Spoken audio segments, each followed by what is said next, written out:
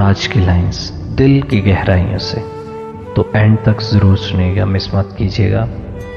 बाप चीज़ ही ऐसी है भाई, मेरी मेरे बाबा से आज तक नहीं बनी। एक ही कमरे में 2 मिनट से ज़्यादा नहीं रह सकते, लेकिन प्यार भी मैं सबसे ज़्यादा उसी इंसान से करता हूँ। जब माँ चली जाती है तो आपका घर ख़त्म हो जाता है, लेकिन जब बाप चला जाता है तो सब खत्म हो जाता है।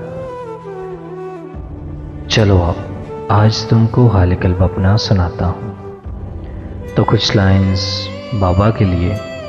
वो लाइंस कुछ इस तरह से हैं कि मैं बाप हूँ, मैंने ख्वाब बेचे तो ख्वाब सबके खरीद लाया।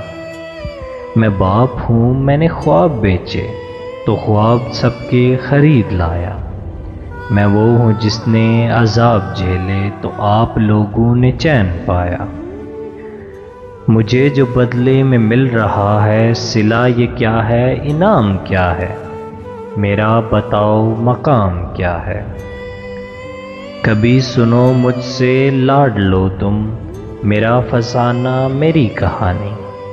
कभी तो पूछो कहाँ गई है मेरी वो रंगों भरी जवानी।